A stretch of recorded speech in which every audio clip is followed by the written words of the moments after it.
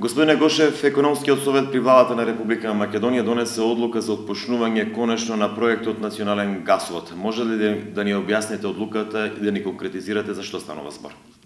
Значи, според динамиката и планот кој ще е утврден на самата седница на Економскиот совет, од текот на 2012 година започнува изградбата од местото Клечовце, значи спојување со сегашниот водовод, и трасата ќе оди до Штип.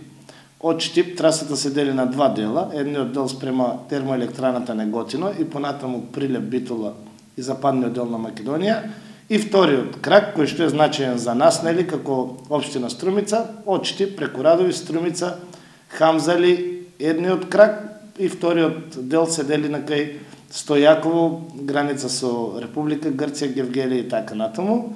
Проектот е потребно за целосно се изведе, потребен период од 6 години, значи од 2012 до 2018 година.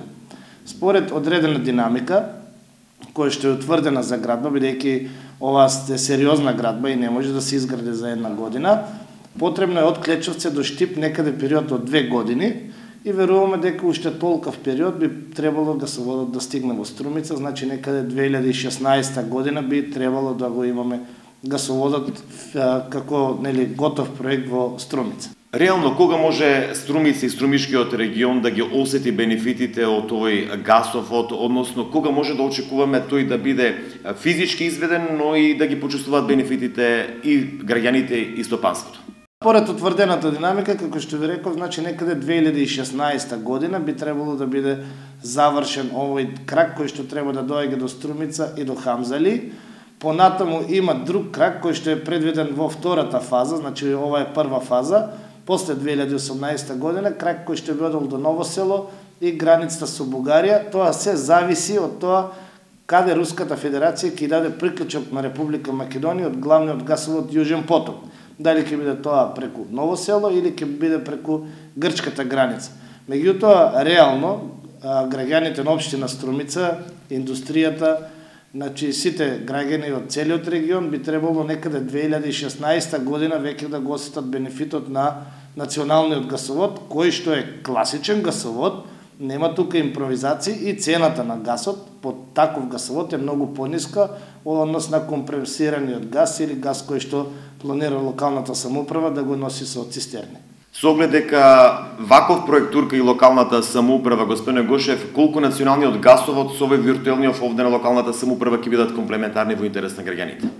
Па јас во една емисија, како што го разбрав градоначалникот, те имале во предвид, значи овој локален гасовод да биде комплементарен на главниот, и јас од тие причини неколку пати во своите настапи на емисии реков дека никој не е против изградба на локален гасовод. Меѓутоа, дека има одредени работи кои што ќе бидат вишок после доаѓањето на овој национален гасовод.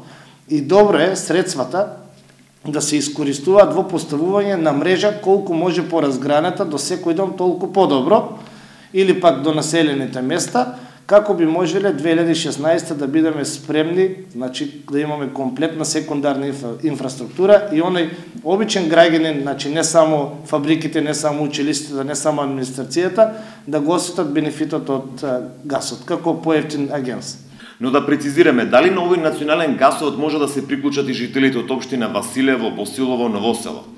Да, значи секој може да се приклучи, да се постават локални мрежи до главниот гасовод. Тоа не е проблем, бидејќи си има станици на одредени километражи, секој може да се приклучи.